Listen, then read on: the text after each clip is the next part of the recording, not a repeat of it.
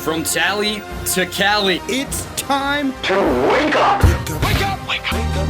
Warchant.com is your ultimate Seminole sports source. And this is Wake Up Warchant, presented by Corner Pocket Bar and Grill. One more corner pocket. Now here's Warchant.com's Aslan Hutchavandy. And Corey Clark. Make me wanna roll my windows down and cruise. Wake up! What is up, everybody? It is Wake Up Warchant, presented by Corner Pocket Bar and Grill. Coming up on today's show, Renegade Express taking all your questions over from the Tribal Council, as well as, is he finally coming? Destyn Hill, and it's finally happening, Ireland. Wake Up Warchant, presented by Corner Pocket Bar and Grill in Tallahassee, Florida. It is Thursday. It is bingo night at the Corner Pocket Bar and Grill. Go check it out. You'll have a lot of fun. And before that, go have lunch at the Corner Pocket Bar and Grill. It's only $8.99 for a cheesesteak sandwich. Chicken or steak. Comes with a side dish. Straight fries, curly fries, potato salad, onion rings, broccoli, side salad, tater tots, or freshly cooked potato chips. Only $8.99 from 11 a.m. to 3 p.m. on Thursday at the Corner Pocket Bar and Grill, 2475 Appalachia Parkway. Warchant.com, Ultimate Seminole Sports Source. Hit the thumbs up. We certainly would appreciate it. Subscribe. $29.99 for full premium access. That will last you from this day when you sign up all the way up until September 1st. Pretty decent. Corey Clark, more than decent. He is here. Corey, how are you? I'm good, buddy. I'm good. How are you doing? Well, doing well. Thank you for asking. I appreciate nice, that. Nice. Appreciate I'm back in Tallahassee, getting ready for the cruise. We're actually leaving later today to head down to the Canaveral area, and then we'll be getting on the boat on Friday. And hopefully I don't get sick and I don't get too sunburned. How was the spray tan process? Actually, as we record this, I haven't done it yet. Oh. She's coming over to my house. Oh, yeah. Stephanie arranged it. I didn't know they did this kind of stuff, but apparently they'll come to your house. My house is a disaster right now, and so I think she's going to stand in the foyer, whatever we call that thing, and spray me there. I guess I don't quite I can't picture it how it's going to work. Like Amazing. How this works. Does she get like a shower curtain like the Karate Kid wore? Is that what I go into? Man. Yeah, I bet that she probably has some sort of mobile unit where there's some sort of barrier partition that she can just pop up like a tent and then put you in there. Yeah. I guess I could do it in my driveway. Would that be weird? Yes. Okay. All right. Well, we'll see. But Stephanie will be here too. I also didn't realize that. It's with good reason, but I think there's a lot of spray tan people that don't work with guys because I guess you have to get kind of. I mean, I'm not going to be nude. Do you have the banana hammock? Do you have a banana hammock? No, I'm not doing that. Come on, go for it. I'm going to have tan lines. It's fine. I'm going to wear Stephanie's tennis shorts, which are pretty small, but they cover everything that needs to be covered. A little bigger than underwear, and then we'll see what I look like when the Stephanie's tweets start flying in on Friday. Incredible. We'll have a blast out there, big guy. Happy for you. I'm going to try. Let's combine both of these things. Let's do a Renegade Express. Let's also talk about the news of the day, at least from Wednesday. Marlon, Joker, Gur, Aryeh. Wake up, Aslan, Corey. Our prayers have been answered. Destyn Hill will be enrolled at FSU. Can he return punts for us next year? Don't forget to pack your lucky charms. We're going to Ireland. Will this be a big part of getting us closer to move to either the Big Ten or the SEC? Let's start backwards. Let's start from the second part, work to the first part, I guess. I don't think so. This is a pretty cool flex, but I don't know if this is going to prove to wherever the home office is for the Big Ten, Indianapolis or Birmingham, that we are an absolute get now. But this is awesome for you folks that listen to this, right, Corey? Maybe at least the ones that like to get on planes and do things. Right. Really, really awesome experience is going to be for a lot of Florida State fans. I don't know who's going to go for behalf of Warchant. I don't know. Ira will be there. But everybody else, I don't know if we'll do like the Hunger Games and figure it out. But Georgia Tech, Florida State, 2024, August 24th in Dublin, Ireland. That's going to be very awesome, man. Very well done, Michael Alford and company. Yeah, in fact, I just before we started recording, I talked to Alford about this game. He's obviously very excited. It's in a column I wrote that's on the site as you listen to this. Yeah, man, he's very excited. He wanted to point out, and it needs to be pointed out, it is an away game, as in Florida State did not give up a home game. And he made it very clear that when they approached him about this game and if Florida State would be interested, he's like, I'm very interested, but I'm not giving up a home game.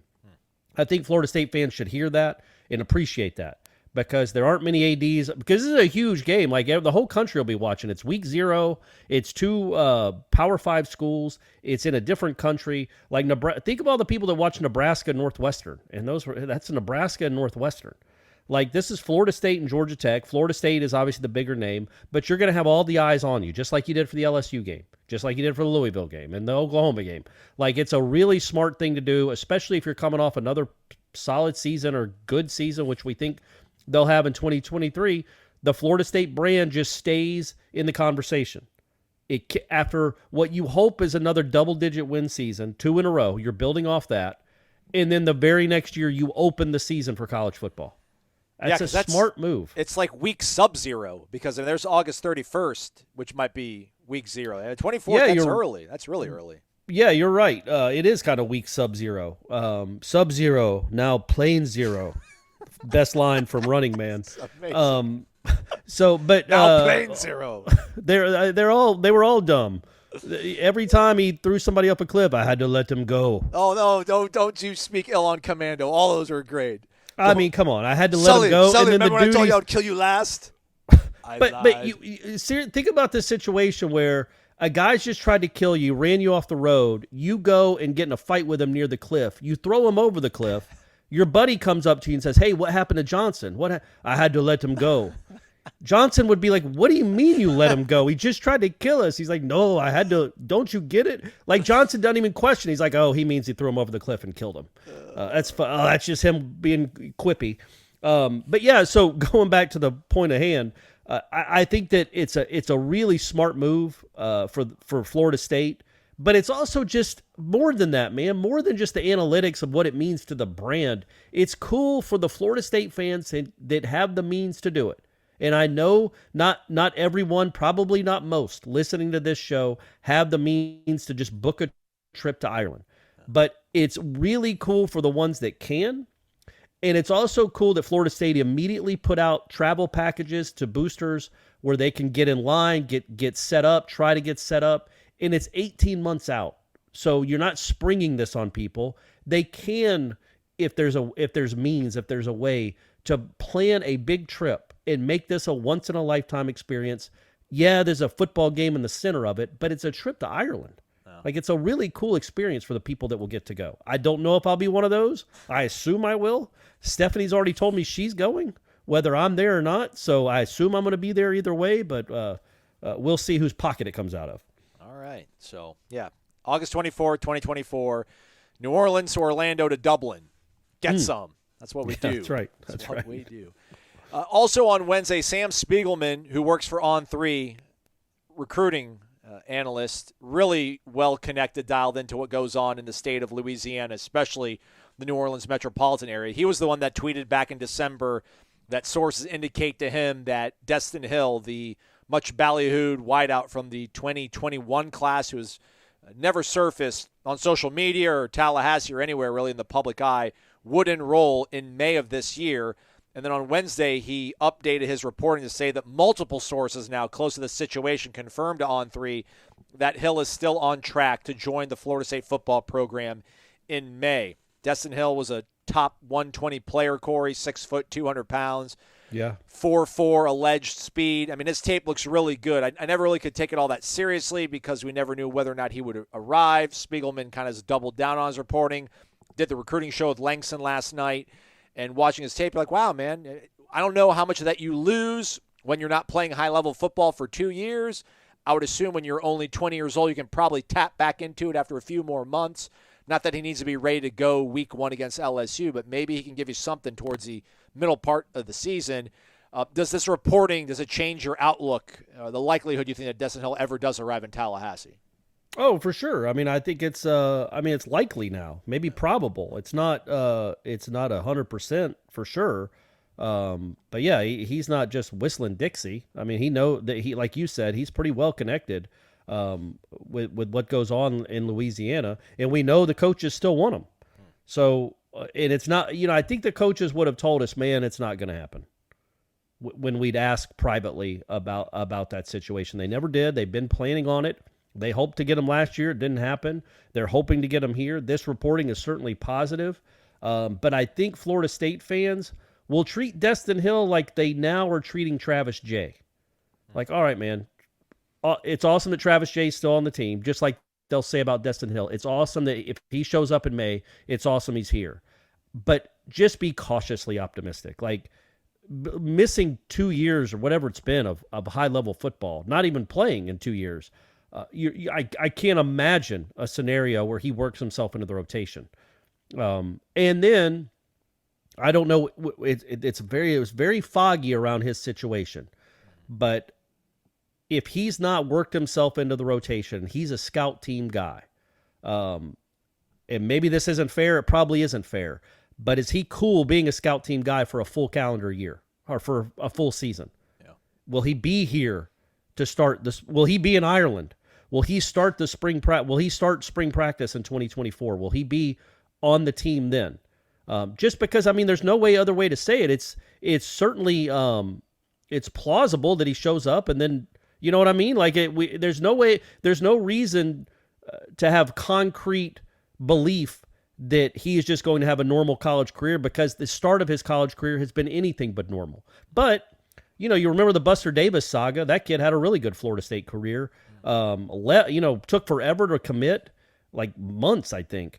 And then finally chose Florida State, and then I think bounced after a couple of weeks of fall practice and came back and ended up having a really nice career. Some kids, it takes a while to figure out. Again, we have no idea really kind of what's going on. And to me, that's what's going to be really interesting is Norvell is so accessible and he makes every single player accessible. Will we get to talk to Destyn Hill if he's on the team? You know what I mean? Is he going to be in front of us live and in person where we can touch him on the arm and then say, hey, man, you're real. Where have you been? What has gone on here? And will he get into that? Like, that's that I'm really fascinated by.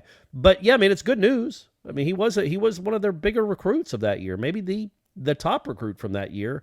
And I don't expect him to do much of anything in 2023, but there's a chance by 2024, you know, you're saying, man, what an awesome day May whatever of 2023 was when Destyn Hill arrived on campus, because he's super. So there's a chance that happens. Just you don't hold your breath, right? Right. Even if he gets to campus, you don't hold your breath that he's going to turn into a great college football player. But you certainly hope it happens. Our guy Derek disagrees. XDQ004.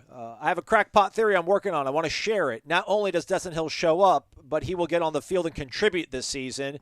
I know you're probably thinking, Derek, are you insane? I know. I had to check my vitals as well. I can't explain my logic except to say I was confident that we would get 10 wins last year, and I even predicted on the show that we would start 5-0 with no real evidence that we could do it after going 3-10 to start the Norvell era.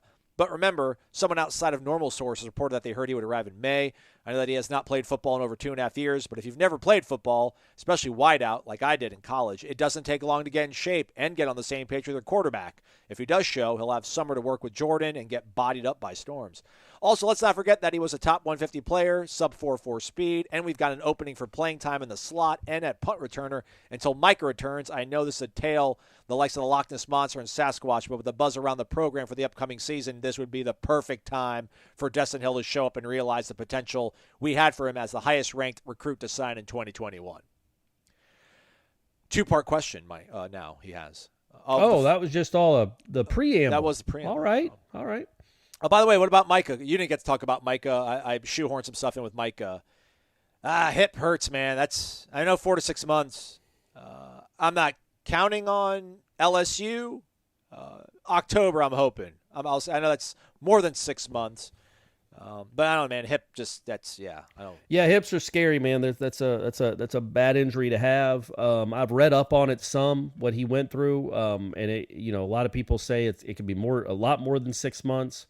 Other people seem to think that because of his body type and the way he's, conditioned, his body clearly is in good shape, that maybe he can return.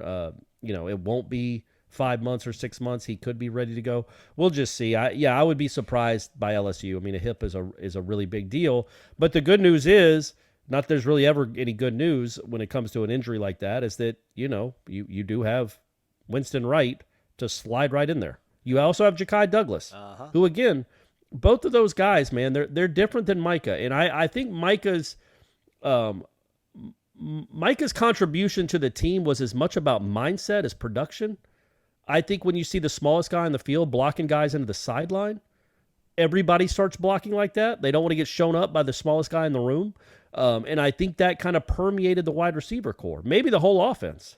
Like, man, look at this guy. He gets one catch a game, and he's still busting his butt blocking these guys. I think that kind of selflessness can permeate an offense. That, I think, was and bless he caught every punt. I think those are the two things that Mycah contributed the most in 2022. So if he does take a while to get back, or if the worst happens and he has a setback during rehab and he doesn't get to play much in 2023, I think that's what you miss more than the production. I mean, the production was 30 catches for 300 yards. It wasn't anything incredible. And I think Ja'Kai and Winston Wright can certainly make up that part of it. But man, just that toughness is that's tough to duplicate. I mean, it's a bummer. It's a bummer for him. 32 for 330 and 3 scores. All right, I was right there. And 2 of those scores were against, did he have 2 against NC State or just the 1? I'm pulling up here. No, he had 2 against Wake. He had 2 against Correct. Wake, and he had 1 against NC State. And then, I don't know if you remember, but then they tried to throw it to him again in the end zone against NC State right there at the end, and it didn't work out well. Had a good October. Good October Mycah had there last year. So. Okay. Yeah, he did. All right, so the 2-part question from Derek. Of the freshmen from 2023, what 3 players will have the most snaps? Which freshman will make your way to early top 30 players this season? He has Blake Nicholson, Hakeem Williams, Vandravius Jacobs playing the most snaps. He thinks Hakeem will be the only one to make it into the way too early top 30. He doesn't think Destyn Hill will? Right after all that? Come on. Yeah, I was going to say, come on, believe in your convictions. Yeah, I would think. They've been talking a lot about KJ Kirkland, man. I was going to say, I've been impressed with him a lot, and I think there's maybe a little more room to play. If they don't go into the portal after spring, I think there's more room for a safety to get on the field quicker than even a receiver of Williams or Vandravius Jacobs caliber. That said, we're only 1 week into the spring. Only 1 week, granted, 1 day in pads. Yeah. So far to me, Vandravius Jacobs is further along than Hakeem Williams, and he's the guy, if I was going to pick out of those two, would get more reps. But look, the thing with Destyn Hill is just that I don't, man, it's just such a different game. And they do have so many bodies in the wide receiver room. It's hard for me to think that after 4 weeks of practice that he'll be ahead of Darian Williamson or Kentron Portier, somebody like that, which he would have to be, or Deuce Spann to make that, to get a lot of run early on or for most of the 2023 season. But it could happen. Crazier things have happened. Man, what a story that would be if he came out was like the freshman of the year.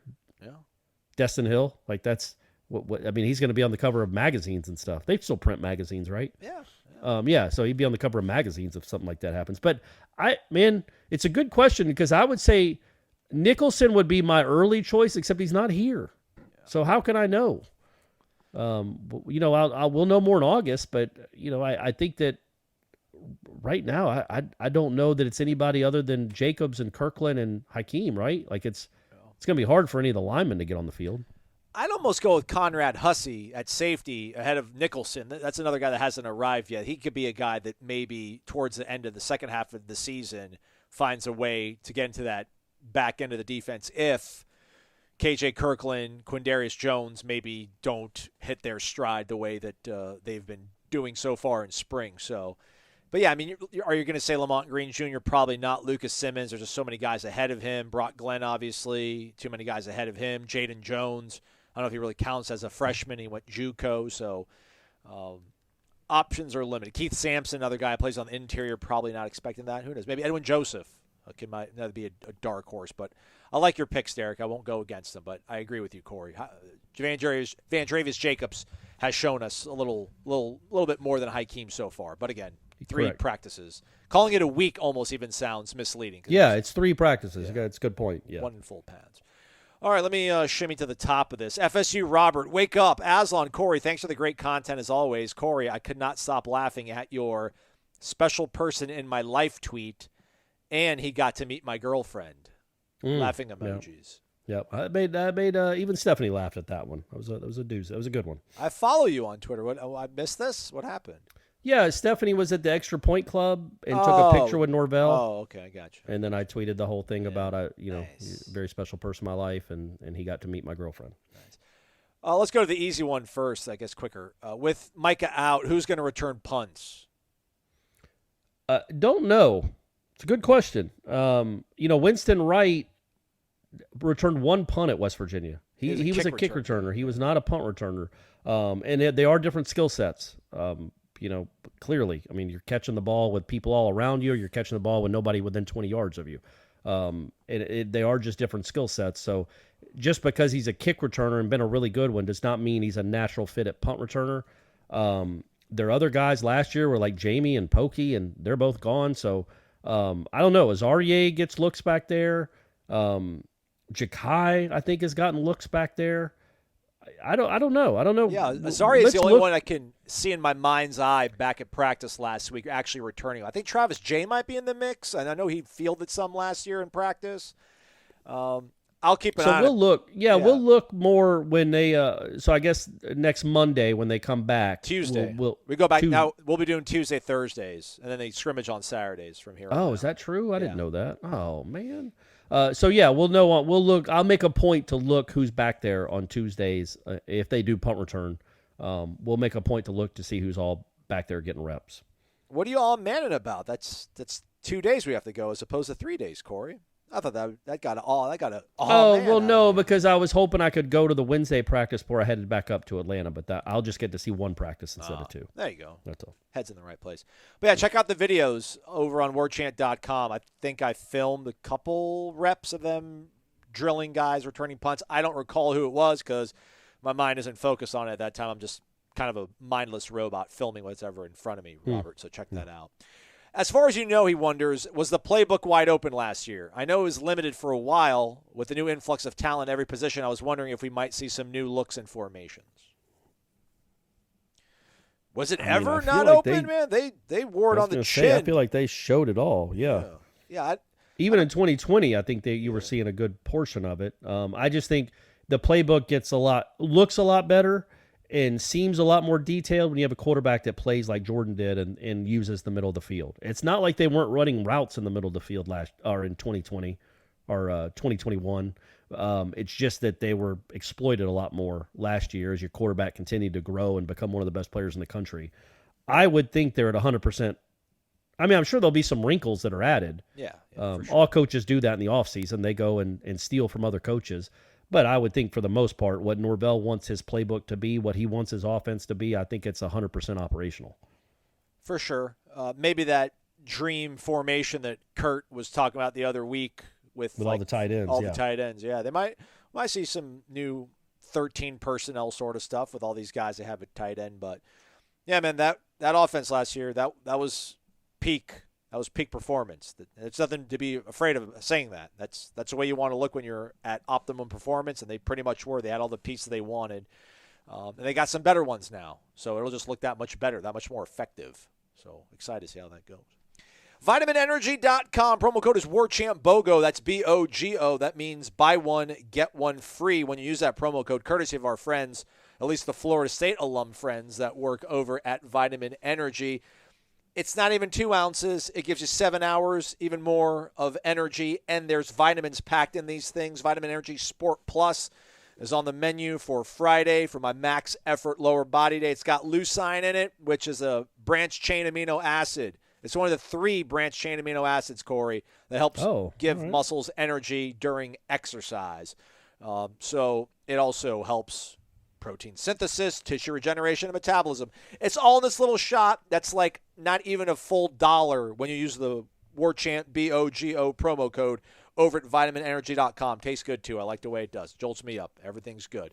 VitaminEnergy.com. Promo code is WarChant BOGO. What flavors are you going to take with you on the boat, Corey? That's a good question. Sour apple for sure. What's my new mango? Get tropical, buddy. Get tropical. You're right. I should do that. How do we pronounce it? Acai? Acai. Acai? Acai. There's no way. Is that really how it's pronounced? Yeah. I'm going to roll with that, too. We're only gone for 3 days, though, so I'm only taking, I guess I'll take three or four. I didn't realize, like, the protein synthesis. Like, I didn't realize how important that was to building the muscle. Yeah. Like, it's not just going and grunting and working out. You gotta do the right thing in the body intake, too, to get your muscles to get bigger because they're getting all synthesized with all that protein. So, that's a big deal for me. It's a big plus in Vitamin Energy's a big check mark in their box. 260 milligrams of natural caffeine. That's what gets you going. No sugar, non-GMO, kosher certified, no crash. VitaminEnergy.com, Warchant, BOGO. Use that promo code. Check it out. Shake it and take it. Basketball portion of the program, Corey. Can you believe that? Multiple questions about hoops. Oh, all right. Check out Ira Schoffel's reporting, his story up on Warchant.com. He had a chance to sit down with Leonard Hamilton and get a feel for what Leonard's plans are for a turnaround. Old Dazzle says, wake up. As March Madness approaches, it's so sad to have no interest in it with no Seminoles to cheer for. Well, that's why you go to mybookie.ag and use the promo code Warchant, Old Dazzle. I noticed a couple of weeks ago, Corey stated how he remembers old basketball as opposed to current. Boy, did I relate to that. I can name players from all over the 80s and 90s till my tongue falls off. For example, U.S. Reed, Orlando Woolridge, nearly the entire starting five for the Hoyas, so on and so on. However, I cannot name 3 players outside of FSU, nor have I watched any game without FSU this year. My question is, why is that? I remember Magic versus Bird when I was 13. I know it's the same with football memories. Hopefully, Corey can share why that is. Cheers, old dad. I mean, I think the biggest reason is the turnover of rosters. When I grew up, I think the heyday of college basketball for me, I know everybody points to Magic and Bird in the 79 final, but I really think the heyday is from 85 to 95. Before the one and dones or the none and dones that just started skipping, like Kevin Garnett and those guys, Kobe started skipping college altogether. Shaquille O'Neal played 3 years of college basketball. He would have been the number 1 pick, maybe all 3 years, at least the last 2, but he still stayed and played. Christian Laettner played 4 years. Grant Hill played 4 years. Like all these guys from my teenage years, you got to know the whole team. And it's like that just doesn't happen anymore. You don't, especially at the level that matters. Yeah, like Cleveland State, their guys will stick around. Well, no, they won't anymore because if they get anybody good, he's bouncing.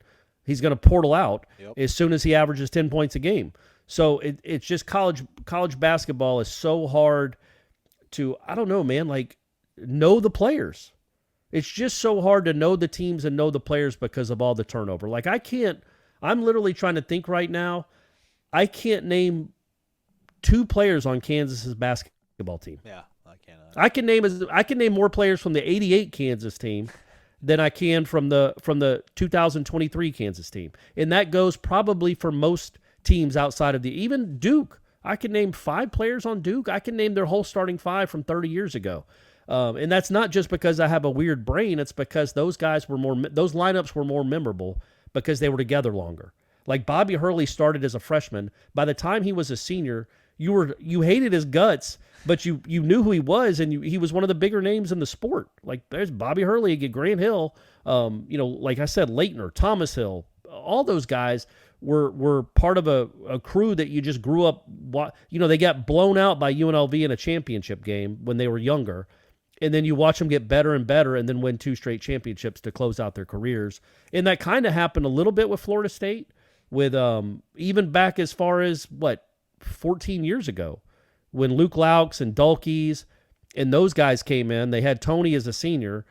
Chris Singleton was a part of that crew, and then you watch them improve over they went to the tournament all 4 years, and you got to see Luke Laux as a senior was completely different player than he was as a freshman, and you just wonder today, would Luke and Dulkes have even stayed around? Would they have transferred out because they weren't playing a lot?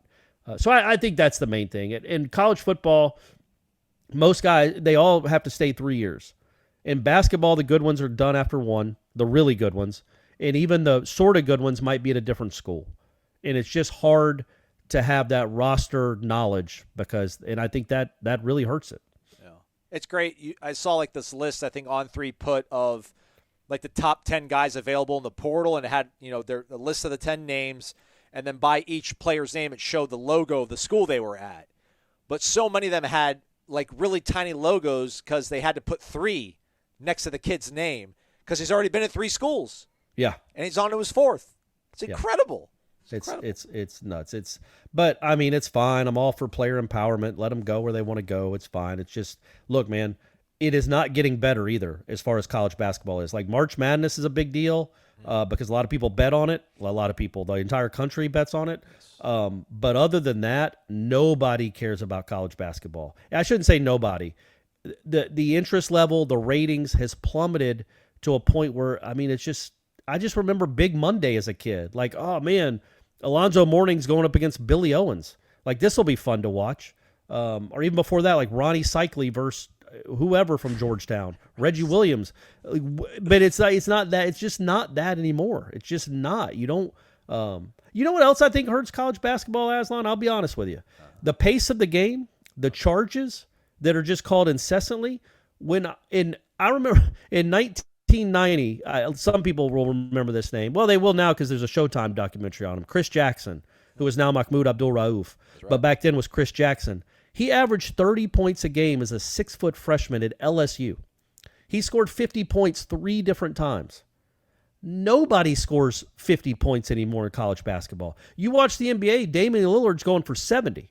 Somebody else is going for 40 or 50 almost every night. But the way college basketball is officiated, the way it's coached, you don't have these breakout stars. Like the leading scorer in the ACC this year probably averaged 17 or 18 points a game. When I was growing up, that would be 27 points a game. Allen Iverson averaged like 30 a game.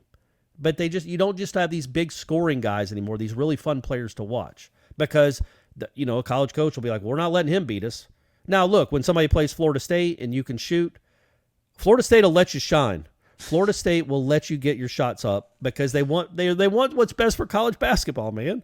The Padula kid from Virginia Tech, people want to see him get wide open threes, so they let him. That's just a theory. Random _ John, continuing our basketball segment. Wake up, guys. How's spring break going so far? Have you had any Mio vodka drinks with tiny umbrellas? Not with tiny umbrellas, but I have had some Mio vodka drinks. Thanks for asking.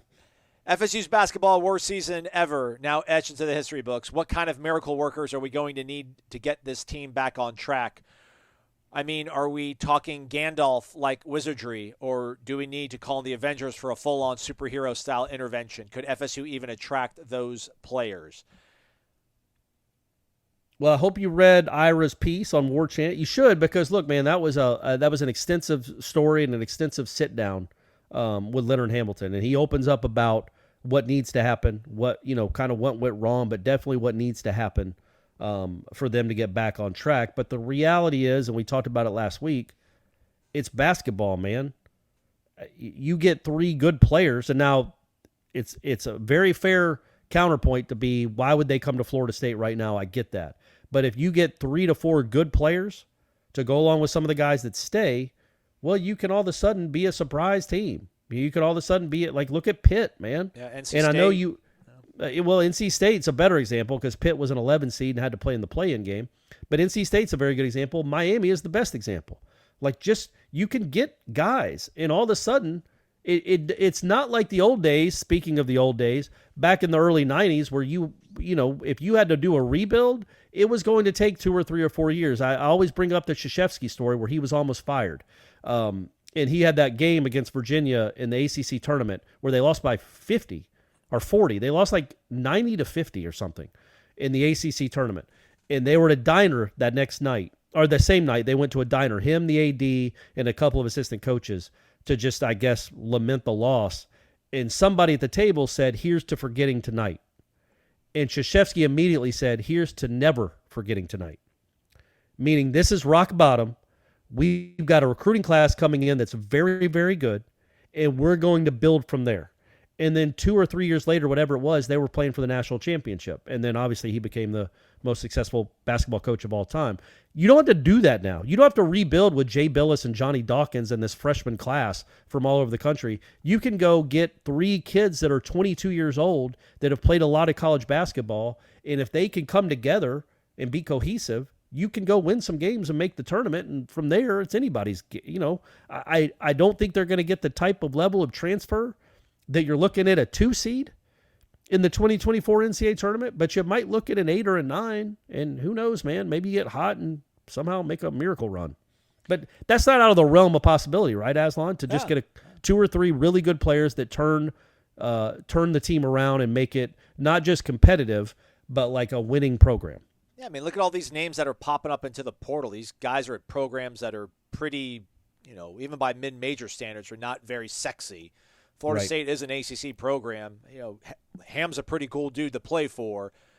You're going to go up against a lot of great teams playing in the ACC, so why not come here? And listen, Rising Spears out there for whatever the Battle's End is doing for football. Sounds like Rising Spears is doing their best to create opportunities for the other sports, so that's all on the horizon as well. 109-66, March 11th, 1983, Virginia over Duke.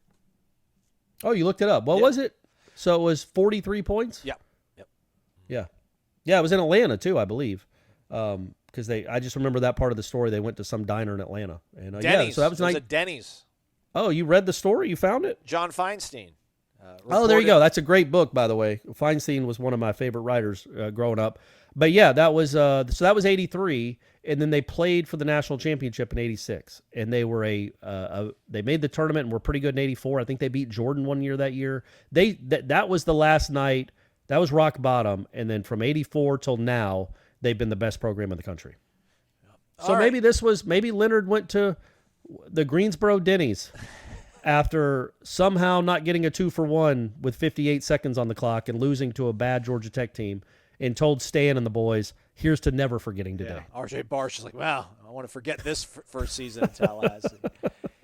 All right, let's see if we can get through the rest of these. Island Chief, wake up! Spring football is upon us, which means that all of our questions about the next season will begin to be answered. But as opposed to several years ago, when we were the youngest team in the land, this year's edition is the oldest team I can remember here in all my time. We are like BYU old.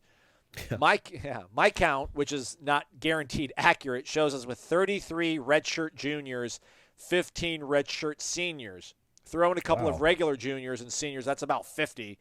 Are we kind of locked into the portal for the next couple of years until we get more balanced? That's a fair point. I mean, some of those redshirt juniors will come back. The juniors can still come back. But yeah, that's a very fair point, because you're going to want to reload, especially when you're going to be in Ireland to start the season. Yeah. You're going to want to reload and not rebuild. And I think, again, that's kind of the beauty of where Florida State's at, where, again, they want to get to a point where they don't have to do this, where they don't have to go scrounge, they don't have to go find it kind of reminds me of being a newspaper reporter. Like every day, especially a beat reporter like I was for the Democrat for a while covering Florida State, like every day you're writing something at the gun. Like a basketball game ends at 11 and they've got to have it at 11:15 or 11:30. So you've got to write really fast, really quickly, really well, and try to throw a quote in there. You get done, you send it, you feel great. You wake up the next day and you have to do it all over again.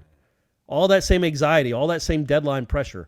I feel like Florida State football is in that kind of space right now, where as soon as this season's over, going into December of this year in 2023, knowing Verse is gone, knowing Travis is gone, knowing Fabian Lovett's gone, all these other guys, Fisk, they're going to have to go right back into the deadline pressure of, man, we've got about a week and a half to refill our roster. Yeah. Let's go. And you want to get away from that, where you want to become a columnist. That's a sweet job. That's a sweet gig. They come to you, and you only have to go to the portal for 3 or 4 guys, not like half of your starting defense, not 12 guys overall. But yeah, with those numbers, you hope that these young guys that have been brought in, the high school guys, play well and turn out to be productive and good players. That's the hope. That's the plan. But in the meantime, you're going to have to replenish the roster. And it's going to be more than 1 or 2 cycles. I feel like it's going to be at least one more cycle for sure of heavy transfers, right?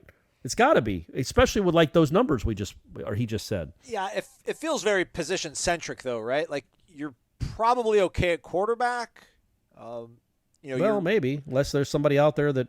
Yeah, but offensive line, you feel good about the offensive line. Like you'll go cherry pick a guy or two, but you feel pretty good probably with what you've got from the high school. If they get developed like you think they will, absolutely right. Like The defensive line no, feels you doesn't got to feel go good. get them. Yeah, that's the one. When people talk about elite blue chip Georgia, Alabama type recruiting, like that's, and I'm like, hey man, it's fine. You can keep going, patching in the portal. That's somewhere you probably want to start developing some inertia, some kind of momentum there where you're not having to go find Fisk and Fabian's and Daryl Jackson's like pretty much in Jared Versus and Jermaine Johnson's year on top of year on top of year. But I don't know, maybe do you start thinking, hey man, we're just good at this. Like you don't want to jinx yourself, but you're like, we got Jermaine, look what happened. We went and got Jared, look what happened. Like we're gonna be fine. We'll find the guy. I wonder if that's a conversation that's they what have. you hope. Yeah, but that's what you hope, and they certainly have proven they're good at the evaluation and landing these guys. It's like, but what if you finish second for Fisk? What if you finish second for Verse? What if you finish second for Daryl Jackson? Like that could happen, and then you're just standing there with not a lot of options. So, but they've done a really good job of the guys they've targeted so far in the portal. The main guys, the big dudes, they've gotten the vast majority of them. It seems. Yeah. They got that 20th class this past year. They're 6th right now for 2024. And seemingly if they have a 10-win season, they'll probably hold on to that. And that's where you probably start getting the players that are going to stick with you for a while. So they're on the right path. Let's get off the right path. Let's go off on a tangent. SQuinn67, wake up, enjoy spring break. You both deserve the break. I mean, you're not digging ditches or anything, but whatever. Right. Question, what is your favorite spring break memory from your college days? Have a great week. SQuinn67, go Noles, class of 93. There's no way I'm saying that on air.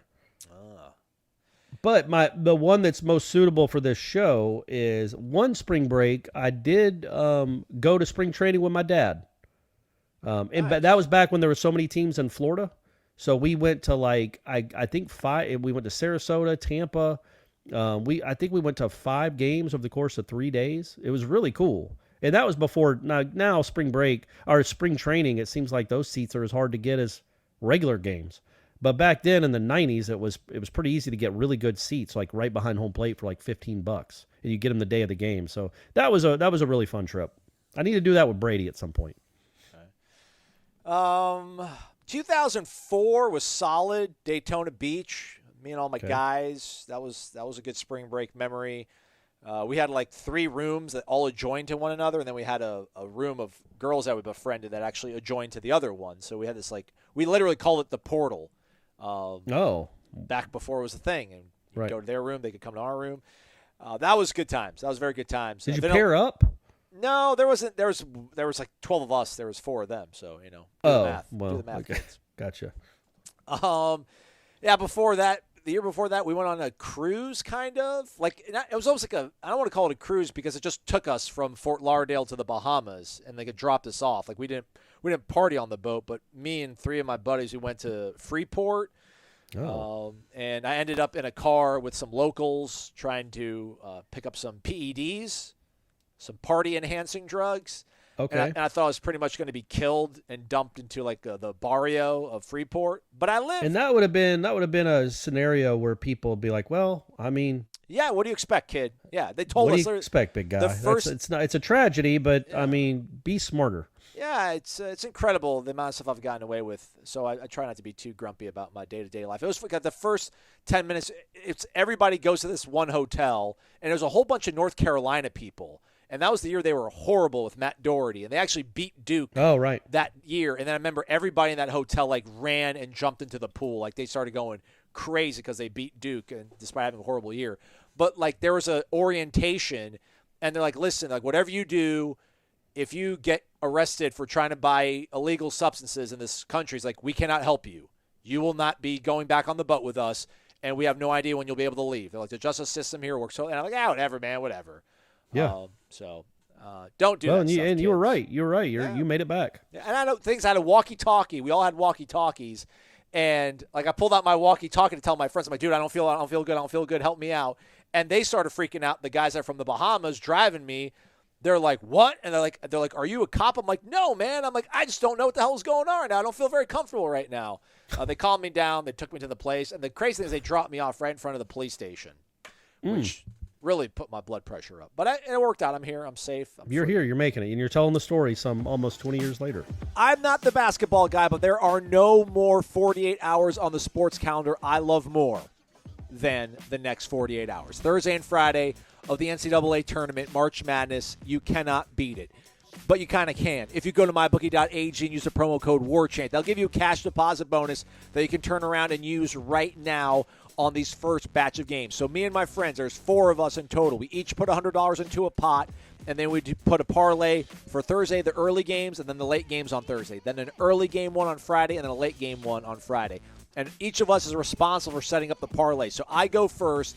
I'm doing the Thursday early games. I'm sharing with you what I'm going to do with my friends. We're putting $100 down on this. If we hit it, we are in line to win $3,500 American dollars. It's going to be tough. Come with me, though. West Virginia straight up over Maryland. We're going to take the under on Furman and Virginia. It's 132.5. That's a really low number, but we're going to go even lower because we think they're going to grind it out. We're going to take Dennis Gates and the Tigers on the money line. They're given 1.5, or rather getting 1.5 from Utah State. We're going to take the College of Charleston as a 12 seed straight up. I don't like this one because I feel like they're way, way too in vogue, but we're taking them.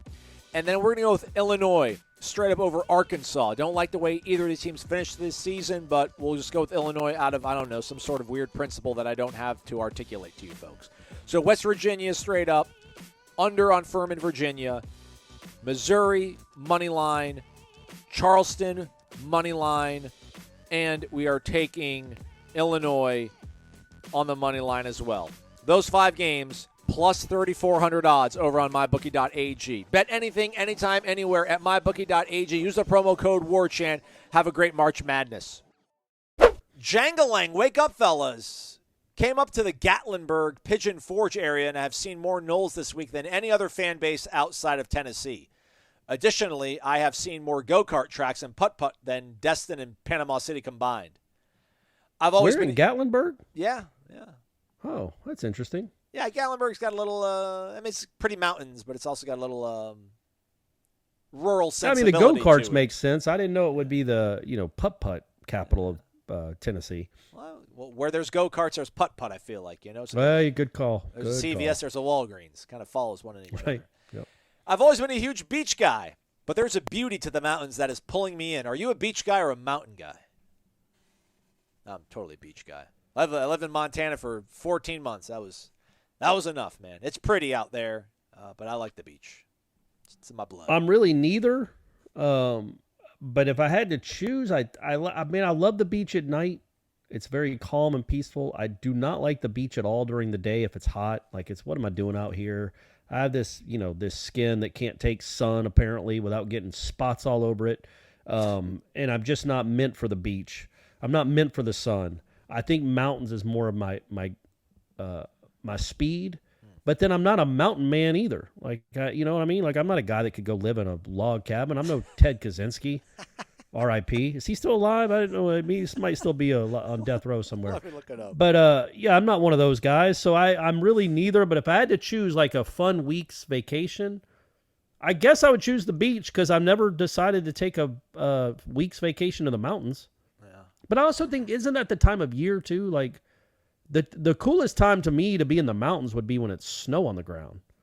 But that's not spring break. Nobody go, you know what I mean? Like, or that's not the summer vacation. So I don't know. I didn't answer the question.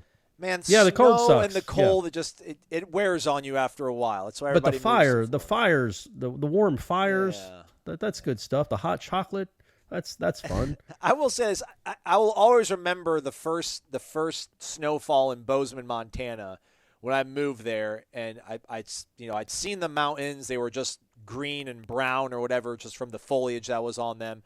But then after that first snowfall, when the peaks of the mountains were snow dusted, and it looked like, I don't know, like IMAX, New Zealand. Magical. Yeah, it Lord was of the so Rings beautiful. type stuff. And I'm like, wow. I'm like, this is why people are drawn to these things. And then like 30 minutes later, I almost spun off the road and killed myself. And I'm like, I hate the ice and the cold. Yeah, that's tough. So yeah, that's tough. Yeah, if I was going to go to the mountains, it would be for like, it's all self-contained. You know what I mean? It's all self-contained. I'm not having to drive Pick you anywhere. up at the or go airport. to the They drop you off store. at the ski resort. Yeah, correct. I see you. See you in Ireland there, buddy, with your first-class plane ticket, maybe. I can't wait. What's that going to cost? $10,000? What do those cost? First class tickets to Ireland. Well, it's not first class anymore, right? It's something else. Business class. Yeah, they got first That's what class. we call it. Aer Oh, they do? Lingus. I think so. Yeah. I'll All look right. it up after the next question. Ted Kaczynski is still with us. He's 80 years old. Hanging on, huh? You would have thought he'd just, 80's old, and you wouldn't think he's in great health, but my man's still kicking it in there. Noel Boyo 2. Good day, gentlemen. Wake up. Out of all the head coaches you have interviewed at FSU, who's the best? Any sport, interim included. I'm going to go and enjoy my spring break. Thanks for all that you guys do. Yes, go. Go, Noel Boyo 2. Go enjoy. Go enjoy it, man. But, hey, stay out of trouble. Do not get into a cab with two Right. guys trying to take you to get illicit drugs. Yeah, don't do that. That's not what Wake Up Warchant's all about. Nope. Aslan's an example of what not to do. Although Yes. you're still here and you're thriving. I'm reformed. So maybe it I'm is reformed. Yeah, I'm reformed. Okay, good. Man, the best is in like the best interview. Yeah. Is it? I want to say Krikorian Oh, okay. was probably my favorite guy to just talk to because he was no nonsense. He was good at comparing soccer to other sports. He knew where soccer stood. Not that they weren't important and they were awesome when he was there, and they're still awesome. But he knew he would do it in a way like he knew he knew football drove our train. He knew football drove all the media's train. He would never like complain about coverage or lack thereof because he knew where soccer really stood. But he was just also no nonsense. I also like Lonnie in that regard. Yeah, I was going to say. By the way, Lonnie. tough loss for the Noles. Two straight one-run losses out there in Oklahoma, but they proved they can play with the best teams in the country. We knew that already, but still, let's start winning a few of them. They went 1-3 out there against Oklahoma State and Oklahoma. Yeah, I was going to say Lonnie. But I guess Krikorian's the first one. Yeah, she just is pretty honest and transparent. I appreciate that sort of stuff. Aer Lingus calls it business class. There is no first class. That's what I was saying. I think they went away from that. Yeah. It'd be like having a coach just calling that steerage. They should have just called coach steerage. It was like a polite name of the peasants go sit in the back and try not to sneeze on each other.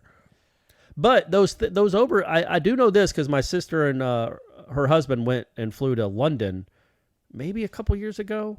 Well, not a couple years ago. That was in the middle of COVID. But at some point, and they have like the you can lay down and like take they give you a bed and everything, right? You get like your lay own flat. like Call them lay flat seats. Yeah. Okay, all right. So maybe that's the way to get me to Dublin. Is just give me a place to lay down, and then fill me up with some of your illicit drugs, and I'll be there in no time. It's hard to think. You can't really sort by first class, but it looks like the lowest cost flight. This I don't think we can look a year in advance, but like if we want to go in May, $957 round trip, but we have a layover for about 2 hours in London Heathrow, but we can go direct Delta Atlanta to Dublin for $1,188. Well, that's not terrible. Yeah. Is it? I don't know what airline flights are. I haven't flown in so long, but it doesn't seem terrible to go across the pond. Yeah, our flight from New York to Bali was like $650. So, well, all right. Well, times are changing. Let's stay with the. Sorry, everybody. We'll talk about sports at some point. This is a good segue, though. Primetime 92. Do you believe inflation numbers that have come out for the consumer goods? I know they say 7-8%, but it doesn't seem like it. Feels more like 15 to 20%. You can't go out to eat lunch without spending a fortune, and rent is insane even for a place like Tallahassee. Well, you can go to the Corner Pocket Bar and Grill for only $8.99 to have a lunch. That's not a fortune, and you'll be filled up for several hours.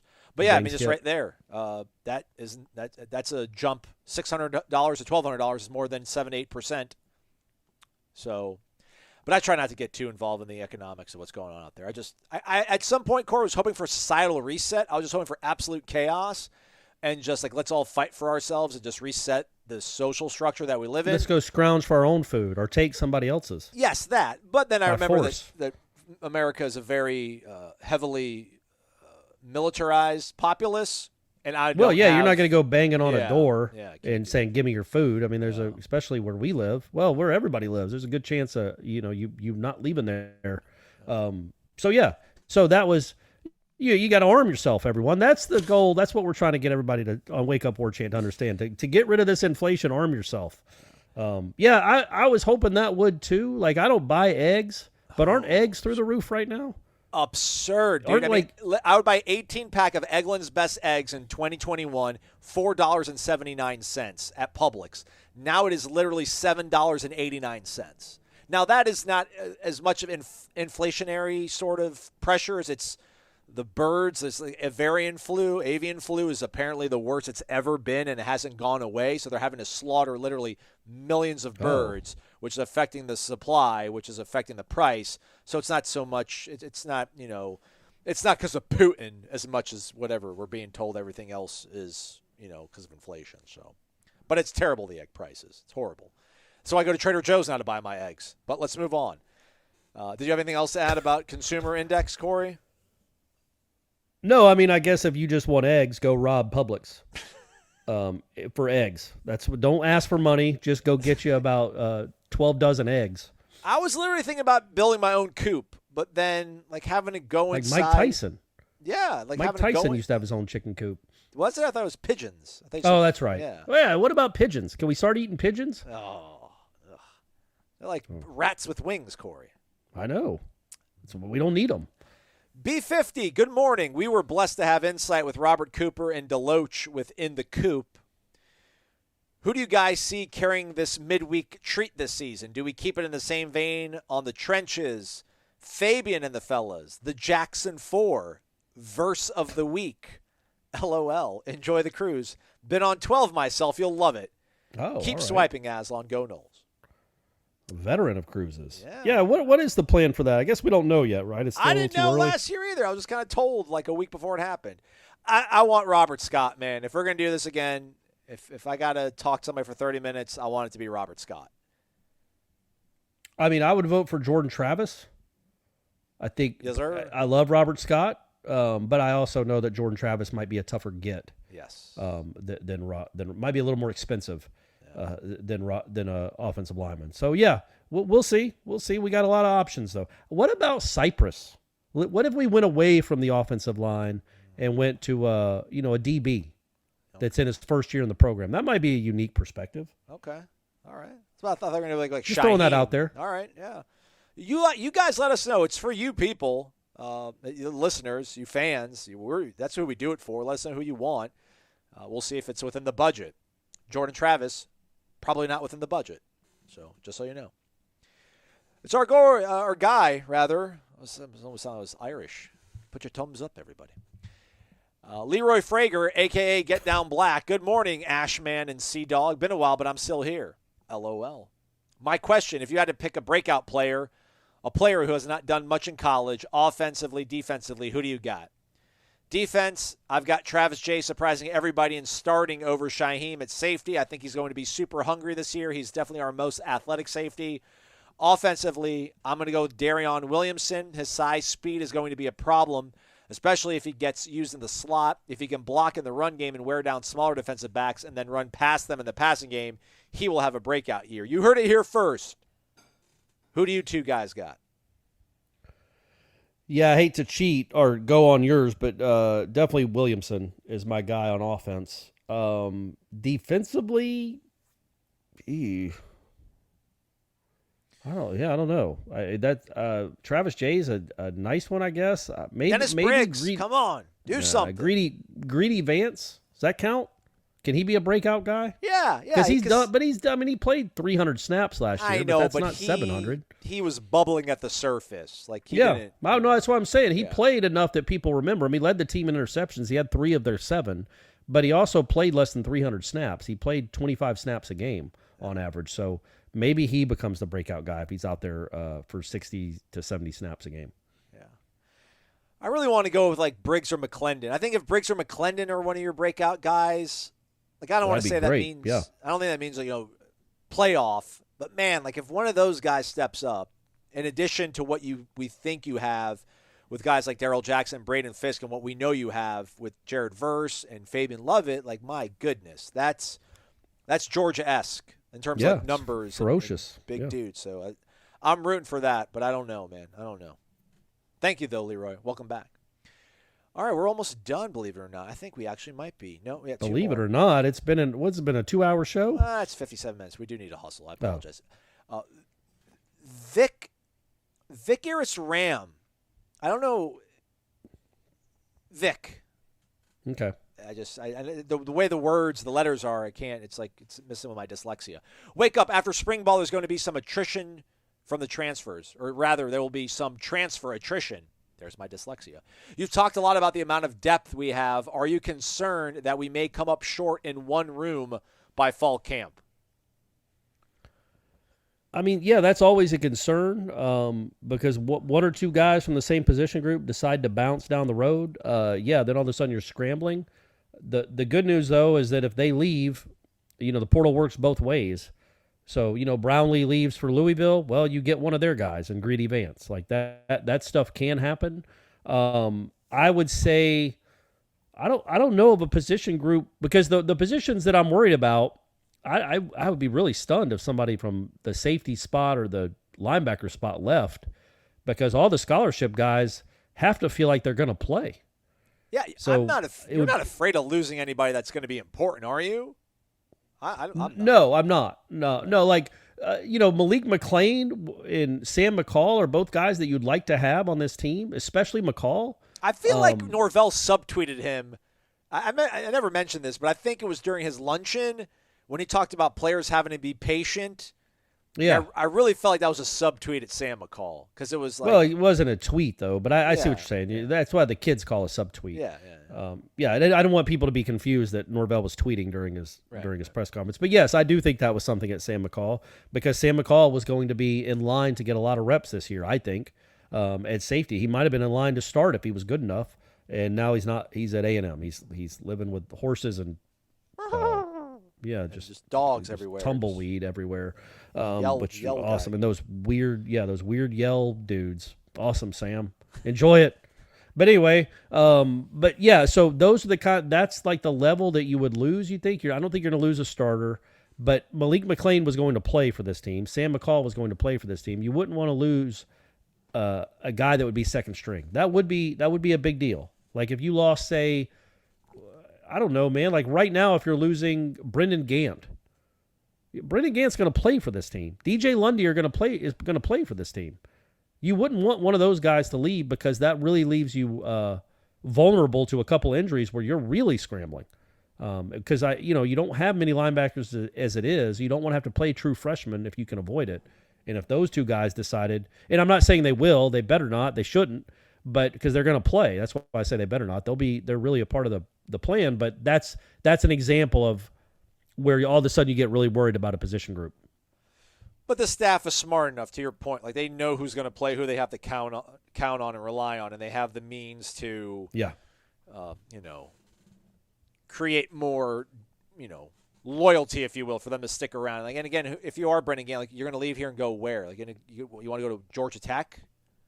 I don't know. Like, I don't think that's the right play. Yeah, and I think Brendan Gant. We're just using him as an example. There's no reason I think he's unhappy or won't be here because he did play a pretty good bit last year, especially towards the end, and I think he's a really part of their plans this year.